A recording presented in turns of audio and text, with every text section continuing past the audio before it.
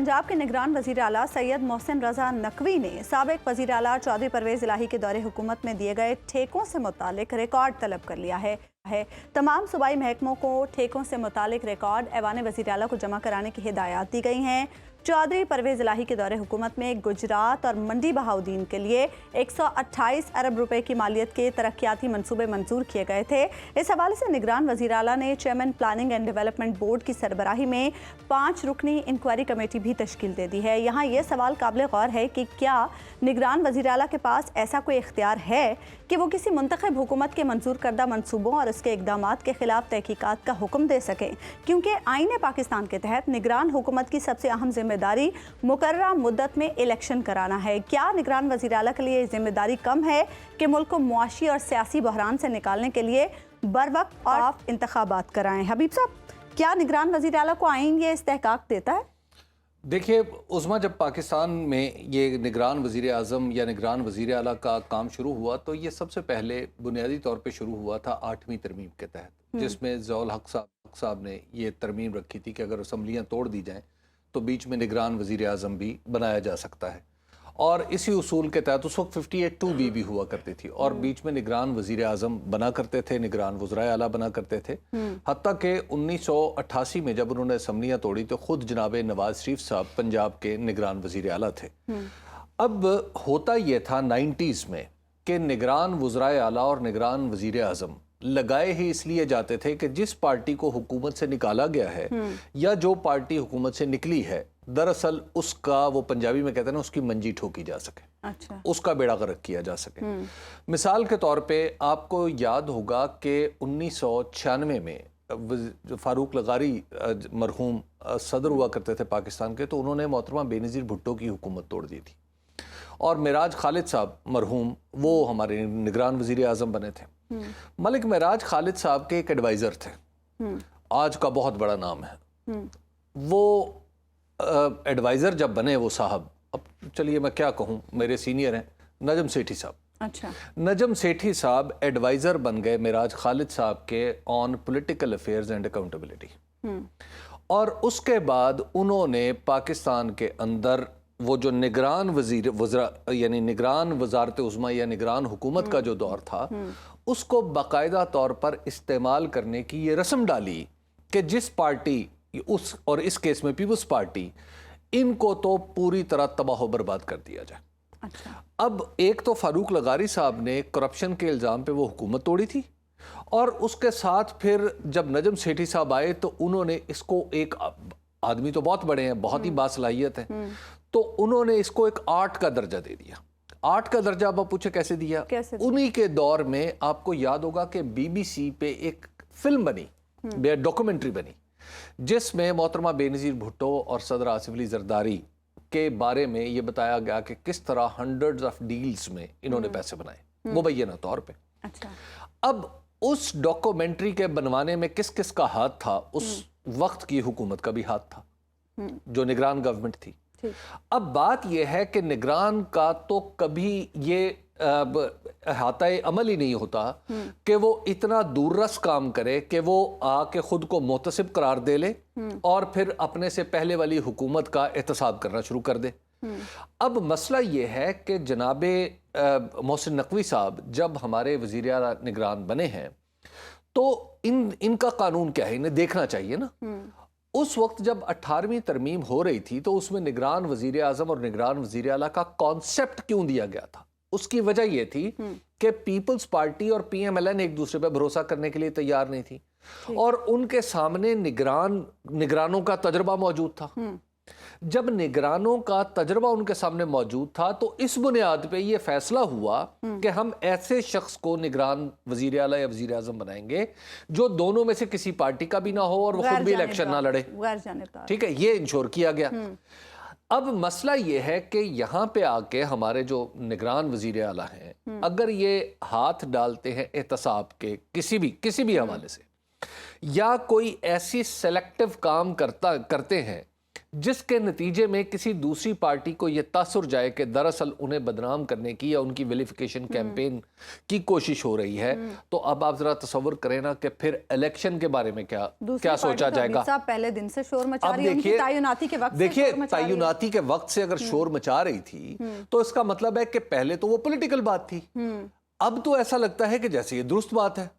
لیکن حبیب صاحب مطلب یہ پوائنٹ بڑا آپ یہ امپورٹنٹ ہے، کسی نے ان کو یہ مینڈیٹ دیا تو وہ یہ کر رہے ہیں۔ دیکھیے اب مسئلہ یہی ہے نا کہ انہوں نے یہ مینڈیٹ کس سے لیا ہے؟ کیا انہوں نے یہ مینڈیٹ کوئی عوام سے الیکشن کے ذریعے حاصل کیا ہے، یا پاکستان کے دستوری مجبوری کے تحت انہوں نے الیکشن کمیشن کے ذریعے یہ مینڈیٹ حاصل کیا ہے؟ تو اگر الیکشن کمیشن کے دیے ہوئے مینڈیٹ یا اس کے لگائے ہوئے وزیر اعلیٰ سے ہم یہ توقع کریں کہ وہ اپنے سے پہلے والی حکومت کا احتساب شروع کر دے، تو پھر میرا خیال ہے کہ الیکشن کا تکلف ختم کر دیا جائے۔ یہ ہم الیکشن کمیشن کو اختیار دے دیں کہ اے ہمارے الیکشن کمیشن، آپ جس شخص کو لگائیں اسے پورا ہی وزیر اعلیٰ لگا دیں۔ اس پوائنٹ پر اب عدالت سے بھی رجوع کیا جا دیکھیے سکتا ہے؟ عدالت سے بھی رجوع کرنا چاہیے اور ہو بھی ہے لاہور ہائی کورٹ میں۔ اب مسئلہ یہ ہے کہ جب آپ کے نگران وزیر اعلیٰ یا نگران وزیر اعظم اس طرح کا کام کریں کہ جناب آ جاؤ جی ذرا گجرات، اب چونکہ پرویز الہی صاحب تھے وزیر اعلیٰ، اچھا جی گجرات اور منڈی بہاؤدین کے لے کے آ جاؤ، کیونکہ گجرات سے تعلق ہے خود وزیر اعظم وزیر اعلیٰ کا، اور منڈی بہاؤدین سے ان کے دستے راست محمد خان بھٹی صاحب کا۔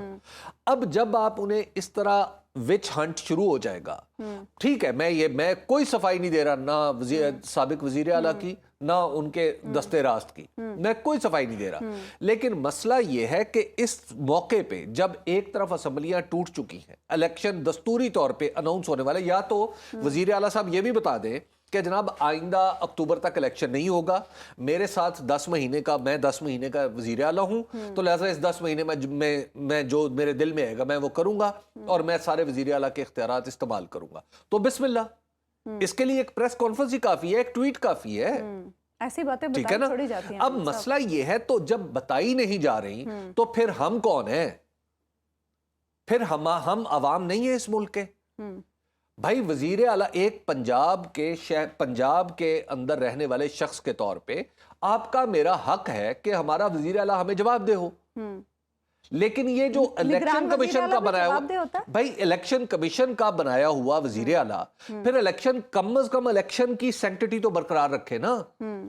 یہ کیا طریقہ ہے کہ آپ کیسز اٹھا کے شروع کر دیں، آپ وچ ہنٹ شروع کر دیں؟ الیکشن کمیشن ڈیٹ دے گا تو وہ الیکشن کے لیے پھر آگے دیکھیے الیکشن کمیشن کا کام ہے ڈیٹ دینا، بھائی الیکشن کمیشن نے یہ تو نہیں کہا کہ ہم نہیں الیکشن کروا رہے، یا تو الیکشن کمیشن بھی کہہ دے، تو خاموش کیوں ہے؟ دیکھیے اب جو خاموش ہیں اس خاموشی کی تو ہزاروں وجوہات بیان کی جا سکتی ہیں، لیکن میں آپ کو ایک عرض کروں، ہمارے جو محسن نقوی صاحب نے یہ کام کیا ہے نا، یہ جو پتہ نہیں اب انہوں نے خود کیا ہے یا انہوں نے کسی اپنے مشیر کے کسی نے انہیں غلط مشورہ دے دیا ہے، یا پھر انہیں یا کہیے کہ کہا گیا ہے، کسی بھی صورت میں یہ قابل قبول کام نہیں۔ محسن نقوی صاحب کو احساس ہونا چاہیے کہ وہ میڈیا کی بھی عزت ہیں، وہ ایک بڑے میڈیا ہاؤس کے اونر بھی ہیں، اور انہوں نے بالکل نیچے سے اپنی زندگی کا آغاز کیا ہے، تو لہٰذا انہیں میڈیا کی عزت کا بھی خیال کرنا چاہیے کہ وہ اگر اس طرح سائیڈ لیں گے تو لوگ کیا کہیں گے کہ میڈیا والے تو اس طرح کے ہوتے ہیں کہ جناب جو الیکشن ہوا نہیں ہے اور الیکشن سے پہلے آپ نے جناب ڈنڈا ہاتھ میں اٹھا لیا ہے اور مخالفین کو، یعنی اب چودھری پرویز الہی ان کے مخالفین میں کنسیڈر ہوں گے نا، حالانکہ محسن نقوی صاحب کا تو پولیٹیکل پارٹیز میں نہ کوئی مخالف ہے نہ کوئی حامی ہے، حالانکہ رشتہ داری ہے۔ دیکھیے رشتہ داری اس معاملے میں رشتہ داری کو تو چھوڑ دیں نا، لیکن اب مجھے ایسا لگ رہا ہے کہ عدالت کو چاہیے، ہماری جو سپیریئر کورٹس ہیں، کہ وہ یہ ڈیفائن بھی کریں کہ نگران حکمران جو ہیں وہ کیا کر سکتے ہیں۔ حبیب صاحب یہ جو اس وقت سینیریو، اس میں تو ایسا لگ رہا ہے عدالت کو پورے آئین کی تشریح نئے سرے سے کرنی پڑے گی، نالائکوں کے ہاتھ میں یہ چیزیں، نالائکوں کے ہاتھ میں آپ کچھ بھی دے دیں، ٹھیک ہے، وہ اس کا کوئی انجام اچھا نہیں ہوگا۔ اس لیے آپ کو ہر وقت ہماری جو سپیریئر جوڈیشری ہے اس کو ہر وقت واچ کرنا پڑے گا، ہر وقت واچ کرنا پڑے گا، کیونکہ پاکستانیوں کے اندر اپنی نااہلی اور نالائکی کی وجہ سے قانون کے غلط استعمال کی بہت بڑی ٹینڈنسی ہے۔ یہ قانون کے درست استعمال کو اپنی توہین سمجھتے ہیں بعض لوگ، تو भाई आप निगरान वजीर आला है, या कोई कल को निगरान वजीर आजम आए तो वो कहे कि मैं शहबाज शरीफ साहब का एहतसाब करूंगा, तो क्या इसको मान लिया जाएगा? ठीक ठीक। मतलब आप हमें देखिए, एक बात जहन में रखिए उस्मा नोमान साहिबा, कि तारीख हमेशा आगे की तरफ चलती है, पीछे की तरफ नहीं चलती। ये बात समझ लें कि हमने जो पीछे जो कुछ देख रखा है, हम आगे नई गलतियां तो बर्दाश्त कर सकते हैं, लेकिन पुराने हरबों का दोबारा इस्तेमाल जो है वो बर्दाश्त नहीं होगा। ये बहुत ही खतरनाक चीज होगी। और मुझे उम्मीद है कि मोहसिन नकवी साहब जितने इंटेलिजेंट और जितने ज़हीन आदमी हैं, वो यकीनन इस नुक्ते को समझ जाएंगे कि वो किसी के हाथ में ना, वो निगरान वजीर आला हैं, निगरानी करें और इलेक्शन करवाएं, ये उनकी प्राइमरी रिस्पॉन्स।